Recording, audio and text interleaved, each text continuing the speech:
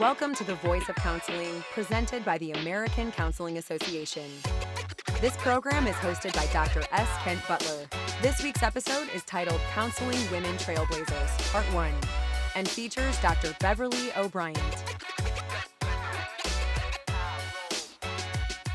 Welcome to the Voice of Counseling from the American Counseling Association. I'm Dr. S. Kent Butler, and I'll be hosting today's podcast. Joining us today is Dr. Beverly O'Bryant, a mentor, a friend, colleague. She's an academic dean and past president of the American Counseling Association. So welcome. Welcome, Dr. Kent Butler. How are you? I'm phenomenal, and I'm excited to have you as a guest on the podcast today. You are, a very instrumental person in my life, and it has been phenomenal to have you kind of see my journey and me watch your journey. And so before we even get started with this, I came up to you. I almost know where you're going. 2005 or 2006, after watching you from afar, everybody was always like, that's Beverly O'Bryant, Beverly O'Bryant. You would walk, you were sharp, you were just one of those icons at the conferences. And so I walked up to you, not knowing you, you not knowing me, and I said to you, it was at the time when you were about to become president of AMCD, and I said, if there's anything that I can do to support you, to help you during your year, please don't hesitate to get in touch with me. And I don't know what I did. I must have given you a business card or something along those lines. And you probably just looked at me like, who's this kid? And I don't care about you, and move on. But I think I got home from the conference, and like 2 days or 3 days later, something must have stuck, because you contacted me and put me to work almost immediately. So clearly, I didn't think you were, who is this kind of person? And the Right. truth is, I had seen you before at the conferences because you were already starting to be visible and speaking out about things and making your mark. And though we hadn't met, you clearly were a person that I thought I could speak to. And I did. And you may regret it because you were the conference chair for the next 3 years, weren't you? About 6 or 7 years, actually, that I was able to do that work. But you were very instrumental in getting me started in moving towards leadership in the organization. There were other people who I reached out to who helped me in terms of the academic side of the house as a counselor educator, but in leadership, and that's one of your things. You want to grow leaders. And can you kind of talk a little bit about that, and what was that part of you that you wanted to give back to the Counseling Association, especially when it came to growing leaders? Well, I think one of the reasons is because I have, over the years, as an African-American woman, and at the time when I started, I was also younger than most of the people with whom I was interacting. I was faced with a lot of, I'll call them challenges, that I had to turn around to make opportunities. But one of the things I realized was that if you're going to come to the table, one, you do have to come to the table with something. And if you're coming with strikes against you that were not of your own making to begin with, then you have to find a way to overcome those embedded strikes that you can't do anything about because you're not exactly sure what they are. And the other thing was, in leadership roles in an organization or association such as this, your time there is short. And therefore, if you really want to make an impact, you kind of have to know what's there before you got there. The things you have to understand about organizational structure, about human dynamics, and all of those things that make something successful in the end. Otherwise, you will spend your entire time in leadership trying to undo or get to where you wanted to be at the beginning, and you don't get there till the end, and you do nothing.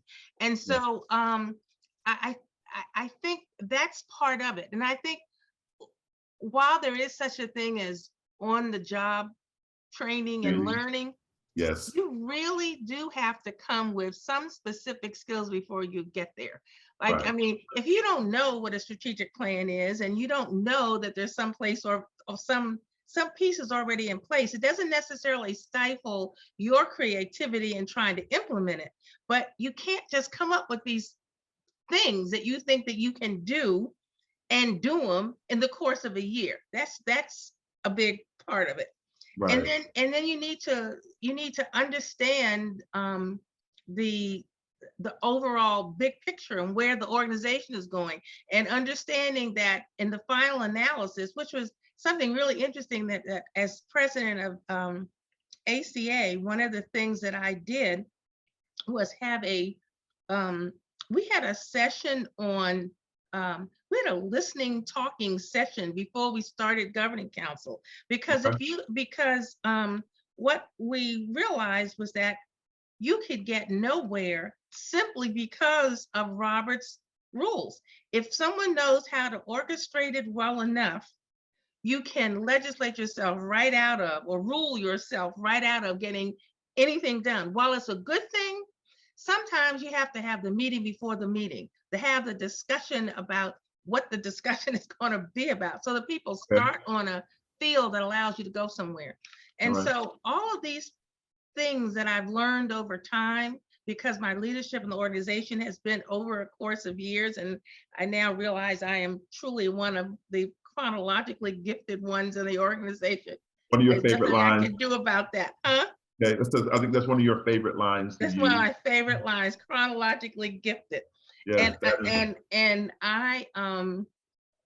but it is important, and somehow or another, Thomas Parham sticks in my mind when I think of that term. And I don't know why we ever talked about. I don't know what it is, but so anyway, leadership became important to me because of that. The other reason is because I've seen too many times where, not just our organizations, in many organizations that are volunteer leaders, that someone says, well, who wants to be president next? Which is not necessarily the good of the whole. I mean, that isn't, when you do that, that doesn't mean that the person coming in has any historical or institutional knowledge about what's going on, has no direction about where they want to go. They may have some wonderful ideas, but they don't Right. necessarily fit with what you're trying to do, or they Right. don't know how to creatively roll them in. And Right. so all of those things are reasons that I felt that we need to grow leaders. The other reason is because I wanted to see other than the standard that I'd always seen in leadership roles, which quite frankly, at my age level, were primarily white males. And Right. so I wanted to see all of that change. And I wanted to see people who were younger coming Mhm. into the field and finding ways to have them, because when I came in, I was always having to prove that there was something in my head besides matching my clothes to walls, which I wanted to do. I like chandeliers and I like things looking right, and all those things were important to me. But Right. I do know how to balance a checkbook, and I know how to speak. So I mean, Hey, so all those things were the things that made me think that growing leadership was important, and having people tell you some of the things that are sometimes so obvious that you don't think they're worth saying, but they are. right. So, the theme for today is counseling women trailblazers. And you pretty much have like scorched up the roadway with all the things that you have done in terms of your leadership, your ability to kind of just brighten up a room. Everybody comes to the conference hoping to see Beverly O'Bryant, right? And not just the fashion diva Beverly O'Bryant, but also the thought leader and the person who has done so much in their career. You've been president of 3 major organizations in counseling, and you've done much more than that. You're a dean, academic dean at Coppin, and so much of what you have done has been, I guess, should be revered because of who you are and what you bring to the table. What got you started? Who were your mentors? How did you know that today you would be the Beverly O'Brien that you are today? Well, I don't know that I knew that I was going to be this person a long time ago, but I will say that my mother told me that I could do anything I wanted to do if I wanted to do it badly enough. Okay. And I think that's important because I grew up at a time where there weren't a lot of role models. There weren't a lot of people who said things like, you can do anything you want to be if you want to be. And there wasn't a lot of talk about gender issues back then or ageism.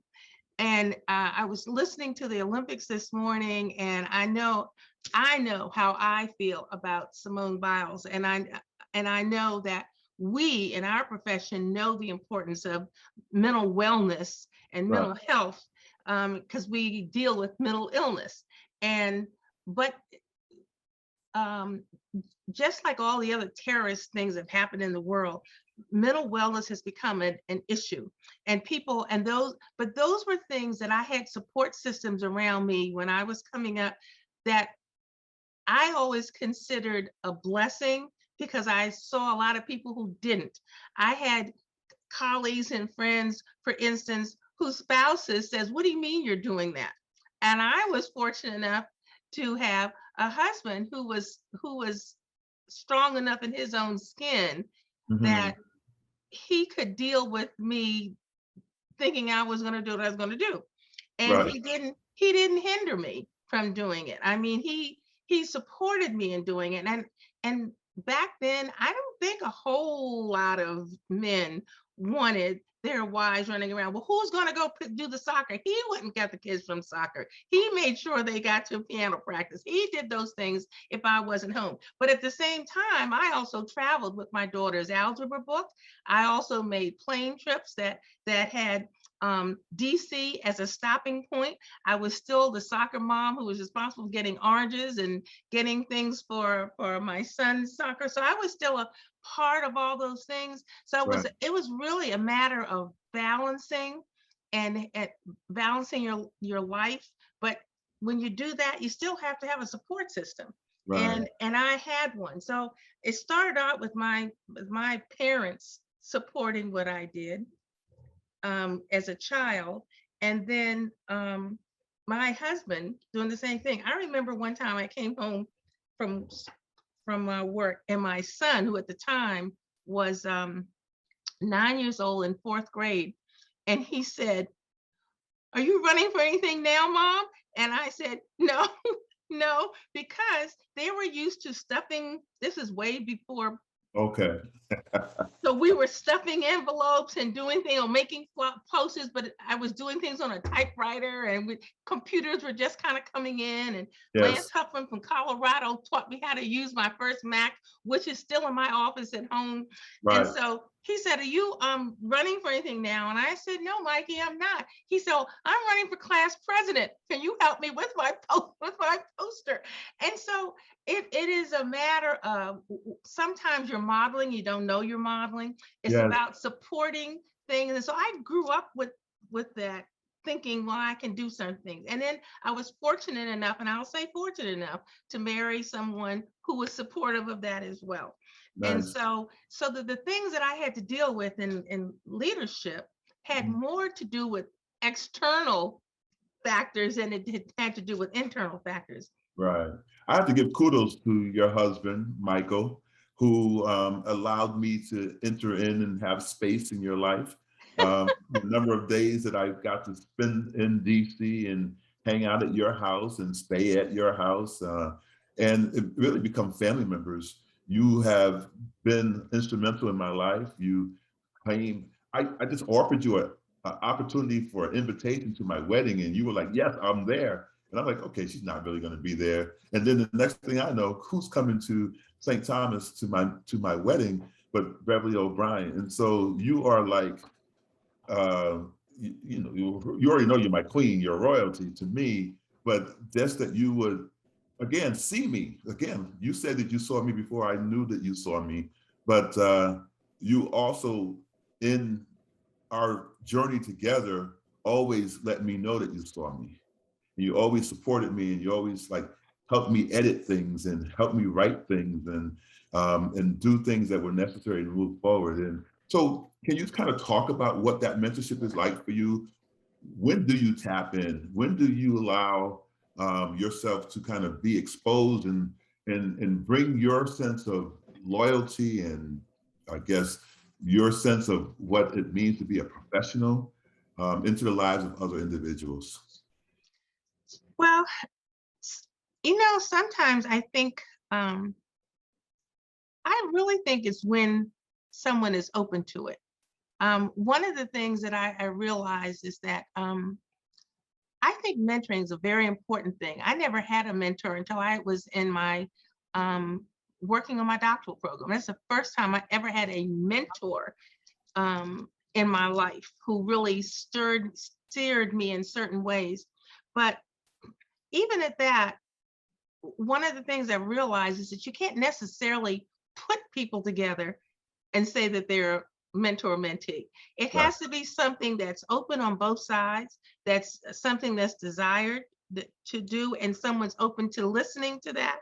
That doesn't mean you always have to agree. I had some of the most violent arguments I've ever had was with my mentor, who told me I couldn't go to my children's homecoming at Hampton University because I had a statistics exam the next day. And I said, I'm a grown woman. You can't tell me I can't go. Well, needless to say, I didn't go. I did have a statistics exam on Monday. I hated statistics at the time. I stayed home and I studied. And so, but I think that you allow yourself to be open to those kind of things when people are, you sense that someone wants it, listens to it, won't be offended by it, Yeah. and can and accept it as something you want to give because it's something you've learned. Right. So I saw that you saw things in me, and sometimes you wanted things more from me than I wanted from myself. And, in terms of like taking on challenges and saying, well, I won't do this. And I remember you also saying to me at the time, no, you're going to do this. Yes, that's right. You're going to stay in this and you're going to do this. And so that's the kind of sowing into someone that helps them to become who they're ultimately going to become, because there's so many blind spots that people have. And one of the things that you have been able to do with individuals is to see their blind spots and cultivate that for them to be able to see past that. Can you talk about what it is, how are you so instrumental in that way? What is it that allows you to kind of be intuitive enough to see what people need and how they can move forward? I think actually some of that is what I didn't have, and things that I realized that had I had, things might have been different. Or if someone had said things to me earlier on, Mhm. because the truth is, life is not a rehearsal. It is every day. It is. Right. And windows and doors open, but they also close. And if you're not ready to seize the moment when they come, those opportunities pass you by. And there is something to be said for taking advantage of the moment when it's there. That does not mean that every opportunity is one you should take. I mean, you have to be thoughtful about it and what are the consequences to your family or to you or to the people. Like I was thinking about with just as you said that, what crossed my mind just now was I saw that they had an interview this morning with Simone Biles and Hoda Coffee was one, and they were saying, what made you not go forth with that? I mean, if you could get yourself ready to do this why didn't you try to do that before? She said, because I realized, one, I wasn't ready to go, that my head was not there. And I can, as an aside, I can't even imagine what it's like to be upside down and have no idea where you are. I mean, that's the most disturbing. I mean, it could have been a life altering, literally experience. But Exactly. one of the things she said was that, one, we were a team. Two, it was an opportunity for the other girls to step up. And I was there to support them, not go off in a corner. And I think all of those pieces have to do with trying to know when it's right to do right time to do something, Mhm. and when it's the wrong time. And she still had an opportunity to come back. But in the end, she said, I'm more than my medals. And I think that I I have had many opportunities in my life, and one of the greatest things I think that I can say is that when I all the time that I had been working, I can honestly say I enjoyed what I was doing. That's number one. I actually had the luxury of enjoying my work. Some people Mhm. work because they have to work. Now, I had to work. I did have to have a salary, but I also had the pleasure of liking what I was doing. And it Yeah. gave me the opportunity to do other things and thinking I could make a difference in other places. And Yeah. when you see those kind of things, then you want to take those opportunities to do it. But I also know that a lot of what I did was my intuitiveness or my decision to go beyond what other people say I couldn't go, because I didn't have a lot of people saying, Yeah. other than my family and my husband, who were not necessarily in my field. You didn't have a lot of people saying, oh, yes, go for that. Yes, go for that. Mhm. And the time can pass you by Yeah. so quickly. And so I think that had a lot of the things that I tell other people are the experiences that I've had or didn't have, Yeah. or things that I wish I had known when Yeah. I was their age. And those kind of opportunities were there and I didn't take them. So when did you know you arrived? That I had arrived, Yeah. I never actually thought about that I have arrived. I've never thought about things in that way. Mhm. Um, I do So remember, let me do it from this point of view. So that question still stands, right? okay. So you were past president of American School Counseling Association. Mm-hmm. You are past president of American Counseling Association. You're Mm-hmm. past president of the Association for Multicultural Counseling and Development. Mm-hmm. Very much so that you had motivations and you were inspired to do that, right? So in a very real sense, what would you say was your major motivation, your inspiration in doing so? And that kind of leans into, how did you know you arrived, right? Because something in you sparked the ability to become the leader of all three of those organizations. You had something to give, but in doing so, you may not have thought about it in terms of you have arrived, but you being there, you being that trailblazer, helped change the trajectory of a lot of other people who saw you and were kind of the the mentees and the people who have taken on your role model to move themselves forward. So that's what I mean by that. Because people had to have come up to you, because I was one of them, looking at to you and saying, "Oh my God," putting you on counseling royalty up on the pedestal. So I know that has happened. So when did you realize that I got something I need to do with this? I've arrived now. I now have to give back to my community. Well, um, I remember being in a delegate assembly with the American School Counselor Association, because that's where my roots started, the American School Counselor Association. And we were sitting in delegate assembly, and I was talking to some of my colleagues from other states, and we were discussing counseling issues. And I had something I really needed. I had a thought about that, and I remember standing up and talking about it. And that was the first time that, one, I think people had heard me speak about something singularly that was extemporaneously presented. And so several people after that said, you have a good point about that. To you need to lead us doing this initiative. Yes. And which was kind of a surprise to me. I hadn't thought about it one way or the other. I just needed to speak my mind, and I thought that was the best way to do it or get my point across. And then someone said,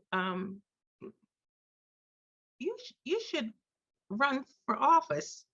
And then I ended up being the chair of interdisciplinary interdiscipline interprofessional relations committee for ASCA, and Dave Capuzzi and I were on this panel, and we were, you know how you say to someone, good luck when you're all sitting there, and we were in California at a university, and we're all getting up, and so Dave said, good luck, break a leg or something like that. So I got up and I spoke about interprofessional relations. And when I came back and I just kind of sat down, and he said, well, you really did do a good job. And I thought, well, that's an interesting statement. Right. But that was the first time I started realizing that actually people were listening to me. And the next time, fast forward to when I was president of ASCA, and we had our delegate assembly. It happened to have been in Cleveland, and Michael, my husband, was had a deposition in Cleveland. So he did not come there for the ASCA convention. He came there for that. But because he was there, he came by the hotel. Well, he kind of always thought I was having a great time at these conventions, and I just enjoyed it. And I don't think he gave that much thought to exactly what was going on. Right. Although he was the one, ironically, he said years before, why don't you start working with the national organizations as a local? I said, because you're always a committee of one. He said, I bet there may be committees with more people. Right. If he worked at a national level, he was right. Mm-hmm. But he came to that, and he came to the delegate assembly. First, he found out that everybody else in my suite was going out, and I stayed in, and he was ready to go out waiting for me. And they said, she's not coming. She's on tomorrow. She's only out when she's not on next day, which was a concept because I do like to go out and party and have fun. I work hard, I play hard, but I know when to do which. Mm-hmm. So that was the first thing. And then the next day at delegate assembly, and he saw how it was run. It was just like a Senate. We could have just as easily been in the Congress. And he said, that was amazing that all those people were listening to you. Now, that may be a husband-wife statement. He said he's tired of listening to me. But I was starting to realize that, one, I'm not crazy. I do have something substantive to say. And if you say it correctly, you can bring others along with that way. Mm-hmm. So I don't know that I thought of that as having arrived, but I do know that I started realizing that that this was a venue in which I thought I could make a difference in our profession. And I loved counseling. I mean, I really loved what I was doing. And because I started out in school counseling, I'm very much a people person to begin with. I went into secondary education and administration much later, but my degrees were all around in that area. So I'm in counseling and psychology and supervision and policy. So those were all things that weren't foreign to me at all. And it was a way of using them. And so and then when I realized that platform was usable, I used it. You used it. Mm-hmm. So what would be your advice to new people coming along? What kind of example, especially in this day and age, how do people get sparked to do the work that you were doing? Well, I think the first thing is that they actually need to start at the ground floor. I think they need to start belonging to their state organizations and become active and know what it is, whatever that is. If they were talking about counseling associations, we still have branches and state divisions and the counterparts to all the national levels. Understand what's going on so that whatever it is you're doing, you can take to the national, you can bring back from national. One of the reasons I'm interested in growing leadership is because I think that that's something that hasn't happened. My love for government relations started with the ACA government relations because I went because somebody else couldn't go when I was president-elect. Right. And it literally changed the whole trajectory of what I saw important for counselors to know and understand when I was actually then president-elect and president of ACA. So Wow. I would suggest that they do start at the ground floor and become involved, and then become involved at the national level, being on committees, so that you can become a chair, so you can be responsive to some of the things that come up. So to our viewing public and those who are listening, this is one of the reasons why this woman is so instrumental in my life. So we're talking about counseling women trailblazers, and Dr. Beverly O'Bryant is definitely one of those trailblazers. We are about to take a break, and as we do that, I just want you to know that the Voice of Counseling from the American Counseling Association will continue in a few moments. Counselors help positively impact lives by providing support, wellness, treatment. We're working to change lives. We are creating a world where every person has access to the quality, professional counseling, and mental health services needed to thrive. So welcome back, and thank you, Dr. O'Brien, for being one of our inaugural guests in this podcast. My pleasure. Thank you for having me. So, when you think about your career, is there something that you would like to leave the counseling world? What would be your legacy? My legacy? Well, I never quite thought about that, but I do know that all the time that I was in leadership, one of the things that I always thought was the most important really was government relations and public relations, because I thought that we needed to get outside of ourselves and have the world understand who we were. And unfortunately, it has been all these tragedies and horrible things that have come along. But I do remember way back when I started, they never talked about professional counselors being the ones to come in to address a situation. It was always psychologists, it was always social workers, but they never talked about professional counselors. And my focus has always been generating counselors in my teaching. It's still that, who are clear about who they are, who can articulate who they are, so that in a broader sense, people understand us because of what we do and because we've articulated what we do, so that we both say it and we show it. We walk the walk, talk the talk. Yeah. And so I would hope that my legacy would have something to do with leadership and growing leaders, and helping us as professionals expand our thinking to understand the importance of government relations in what we do and PR in what we do. Right. So I think that's what I used to do. That's what I would like to continue to do. It's harder in my role right now. And one of the things about I'll say honestly, going to our conferences it's always like refreshing to me. It's also perked me up to see my colleagues and to listen to the things that are going on, to watch new people.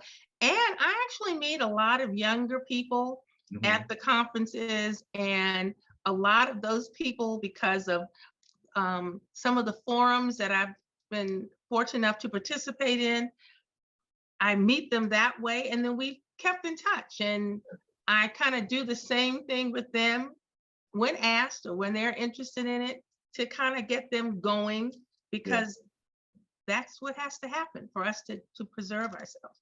So I know you to be a worker bee. Why your first name is Beverly, worker bee. You do. And so when you brought me on to be the conference chairperson, You had no idea you'd be working at 4 o'clock in the morning, did you? you had expectations. You had high expectations. you were like, we're doing this, and this. You're going to meet me in Detroit, because that's where the conference was that year. You're going to meet me in Detroit, and we're going to look at the venue, and we're going to do this, and that. And then I was like, oh, okay, so this is serious. Because that was like, the second day that you called me was like the day that you said, okay, let me know what your plans are, because I need to know if you can fly up and meet me in Detroit. And I was like, okay, so this is business. This is serious here. But that being said, I've gotten to know you. We've talked on the phone, we texted, we emailed back and forth, sometimes 1, 2, 3, 4 o'clock in the morning, as you said. I remember being at your home that first year, working with another team of people, trying to make sure that the conference got off okay, because you were about perfection and making sure that everything was where it needed to be. And I think that I was able to kind of meet that mark and get that to happen. But you led me into being able to be a conference chairperson and do other things. Not only did I do that, but it led me to being a part of the 2020 initiative. It led me to being finally becoming an AMCD president, now ACA president, right? You have been able to kind of instill in me your passion, but you're a busy person. So the question really is, what do you do to slow down? And what's your self-care? How do you take care of yourself? Well, I'm working on my self-care a little better, but the statement I made earlier, I work hard and I play hard. Yeah. I have believed in that all of my life. And Okay. while I may have slowed down a little bit in terms of the hard part of it, I may play less hard, I may work less hard, but I still work hard and play hard. Right. But that's my balance. So for me, cleaning a closet and keep getting the drawers straight was a cleared my head. Skiing was a way of clearing my head. Hand dancing is a way of clearing my head. I do things that are generally with other people, but skiing became a passion. I went from skiing to racing, and I became a downhill slalom racer, and I loved it. And I have been doing it for the last 20 years. I mean, I loved it. So my self-care is trying to do the things that I enjoy doing. I also like traveling.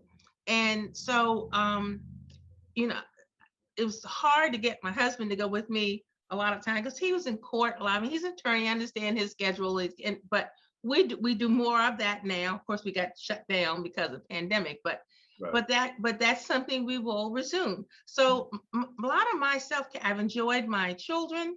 We have a very tight family, as you know, yes. And we still do things together. And even though they're grown and long since gone, I've got only one grandchild, but who's now going to college. I can't believe it. But he's going to Morehouse and we're leaving next week. Excellent. I can't wait for him. I'm so excited for him. But they've always been a big part of my life. So that's part of my balance. Those are the things I don't give up. I have a cadre of friends that I stay close with.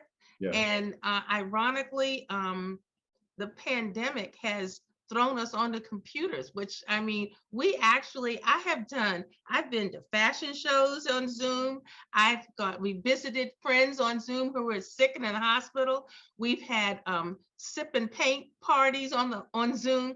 So we still maintain some of those things. Yes. And now I'm starting to do exercise, but I'm realizing that the work is never going to stop. It's never going to end. And no matter how much you do, it's never finished. Right. And so if you don't find 15 minutes for yourself somewhere, you're never going to find 15 minutes for yourself. Okay.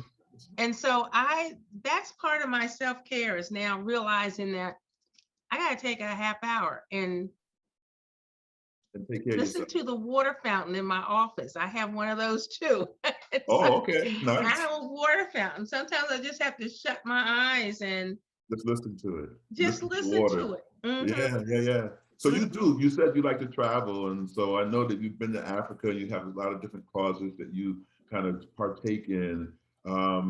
Anything special coming up for you in your travels? Any place that you're looking to move to or go to in the next I guess when the pandemic kind of lessened Well, your you know, one of the things I want to start doing, I started a travel abroad program here at Coppin, and for 3 years we were in Ghana for 30 days each year. We had we did a 6-hour course that students took half of it, first 7.5 weeks semester of the semester, and then the other 7.5 was really technically abroad.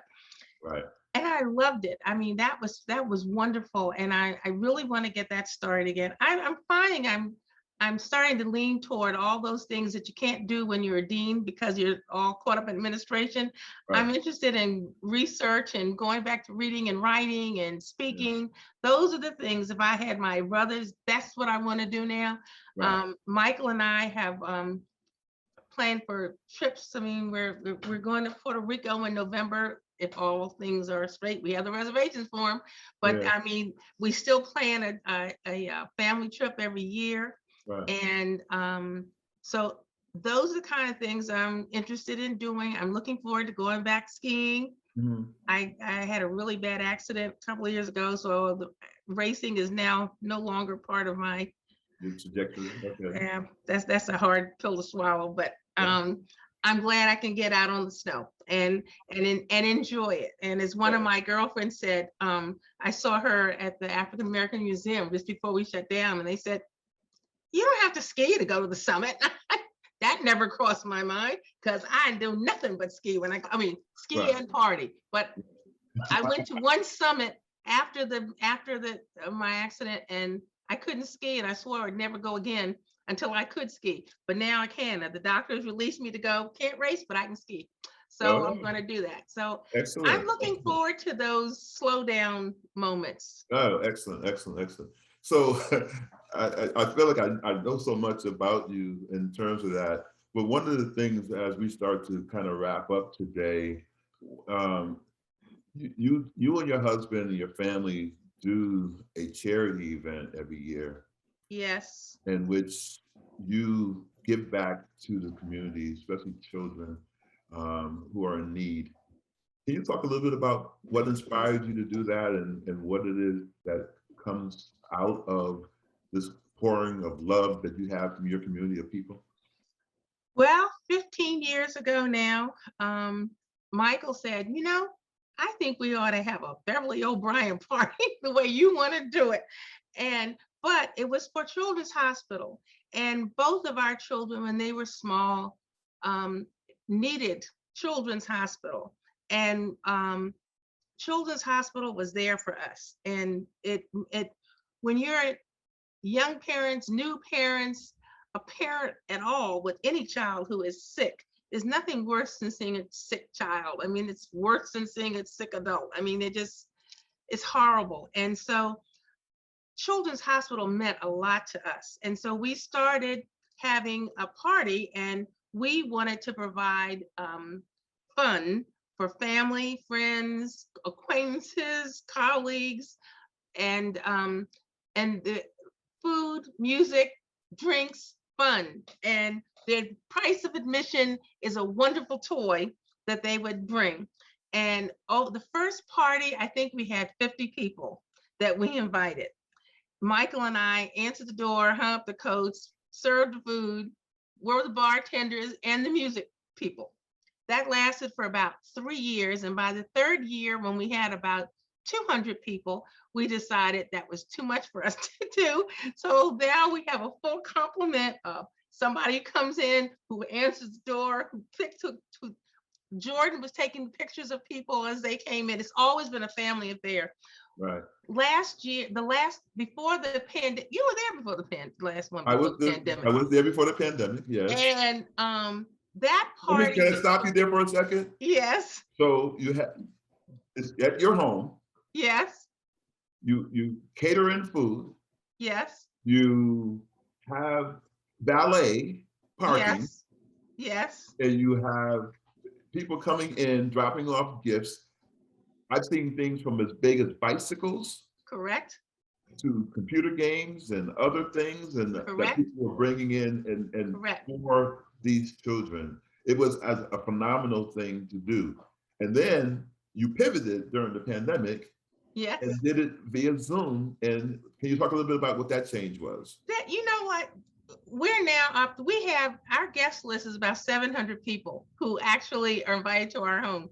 And there are more than that who come because people call and say, can so-and-so come? And they say, yes, they have to bring a toy. We're now in the neighborhood of maybe $4,000 to $5,000 in toys that we contribute to National Children's Center every year. Last year, because of the pandemic, we could not collect toys, so we did food. My son said, why don't we do food? I mean, the food lines were horrendous. And so we had cars coming down our street all the way up. We collected 3 trucks of food that went to Martha's Table, which was just, it was wonderful. And people were happy to give. And then that went on from noon until 6. And then the Zoom party started at 7. So we were all outside in the carport. We had fire out there and water. Everyone got to come up and get drinks and things that there were gift bags that they took with them. And so we had a party outside, social distance with masks, and my whole family, the 8 of us, were all collecting and putting food products into food and household items. Yeah. And I was very proud of that. And it was one, and then we partied on Zoom. Right. The party on Zoom, and people were able to Cash App it and do things to help support the event. Yes, that's right. Just so people know, this was done during the holidays in December, and that's why you met when you were outside in the cold, bearing the. It is always the first Saturday in December, and it was cold. It was cold. Yeah. I had hot cider on the porch, and we had a fire on the porch and a fire in the driveway, and the people just rolled in, and people still were happy to see one another, and they felt good about doing things. So they knew it was going for a good cause. And we're looking forward to being back in the house this year. We have now added a tent to the outside because the house can't accommodate. So we now have all over the house, the tent outside. The valet parking was new because we're all realizing that we're all becoming a little more chronologically. So the men were dropping off the women, and the women were partying, and the men were huffing and puffing after they walked up the hill. So we thought, in fairness to everybody, we now have valet parking. So that has helped a lot. Watching those gentlemen and ladies actually run back and forth to get people's cars and park people's cars was hilarious. And I was like, this is in someone's home. So anyway, you have always inspired me. And I'm so blessed to have you as a part of my life.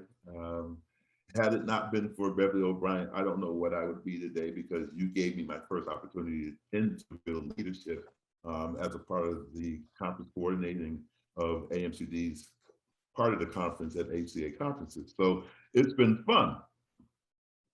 I'm so glad. Becoming chronologically older with you over the years. So when you think about the young people who are to follow us, you have so many people who are standing on your shoulders. You were standing on others' shoulders who helped you move forward, regardless of what that pathway may have looked like. But you have a heart for giving back and for helping people. I know that there are young people who call you, there are people new to the profession who contact you and just ask you sage advice. And you're always willing to be there and to be supportive in that way. What messages do you have for young people listening in, new professionals listening in, about how they can get started and really put their best foot forward when it comes to helping to change the narrative, especially when it comes to social justice?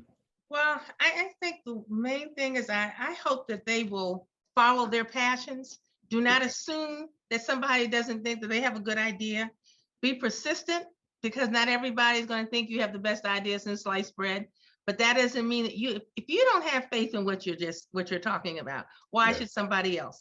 And so you have to have that passion. And when you find someone who's willing to listen to you, take them on. ask them. I can't tell you how many people have asked me, especially at ACA conferences, will you be my mentor? Will you be my mentor? And at AMCD, that's another thing that AMCD prides themselves on. And Dr. Quincy Moore that was his thing, was the mentoring that he did with our students.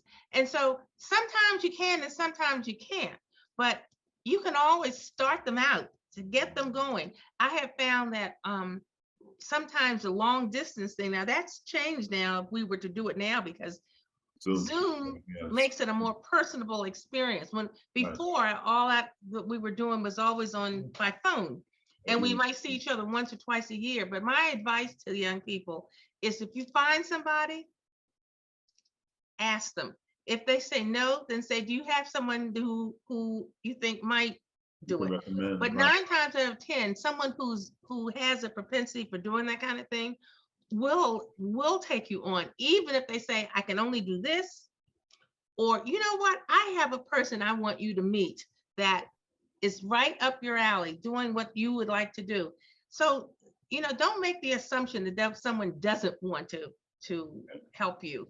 And you'll meet people in life that you just click with, and when you find that person you just click with, keep on clicking, because that's the way to make it work. And so keep on clicking. Okay. Keep on clicking, and don't lose your passion for things, because that's part of what's missing today. And be willing to do the grunt work in order to know how to make a big difference later on. You're more impactful when you know what you're talking about. And there is something to be said for knowing things underneath. There is. And you gotta have some substance. We move so fast today that people get thrown to the top before they know what's underneath. And they can't make you can't make a cogent decision or make the kind of impact you want if you don't know the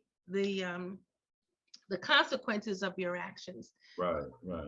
Well, Dr. Beverly O'Bryant, we have come to the end of this counseling hour, and I am so proud to be someone who you took under their wing. Behind me, I have an award that you gave me with 2 other past presidents. I see it. I do. The wind beneath my wings, but you actually have taken me under your wing. I did a speech to Wind Beneath My Wings. Yeah, and I just love you to death, and I would hope that people are inspired not just by your journey and what you have been able to accomplish, and not just because you are an African American woman, it's because you are who you are, and you just happen to be an African American woman. And so I thank you. I thank you for always sewing into me, taking my calls. I text you and say, are you up? And you text me and say, am I up? And then we end up on a call together. But I want to thank you for always being there and just supporting me. And so how much, Well, let me just end my statement by saying how, one, I love you too, and how proud I am of you. And I know, and I have watched you in trials and tribulations, and I've watched you in all the wonderful times too. You are a magnificent leader. You have much to give. I'm so excited about your year as ACA president. And the mere fact that you started these podcasts, I think is a wonderful idea. And there's so much that can be done. I'm looking forward to Atlanta, to seeing everybody for the first time in 2 years. I've never missed an ACA convention, not once, ever since I started. Mm-hmm. So I'm looking forward to being in Atlanta for ACA, also to see my grandson at Morehouse while I'm there. But I'm proud of you, Kent. I'm proud of you, and I wish you the absolute most fabulous year. Keep on pushing on. Keep on pushing on. So thank you so much. And from the American Counseling Association, I'm Dr. S. Kent Butler. Thank you for joining us, and we'll see you next time. ACA provides these podcasts solely for informational and educational purposes. Opinions expressed in these podcasts do not necessarily reflect the view of ACA. ACA is not responsible for the consequences of any decisions or actions taken in reliance upon or as a result of the information and resources provided in this program. This program is copyright 2021 by the American Counseling Association. All rights reserved.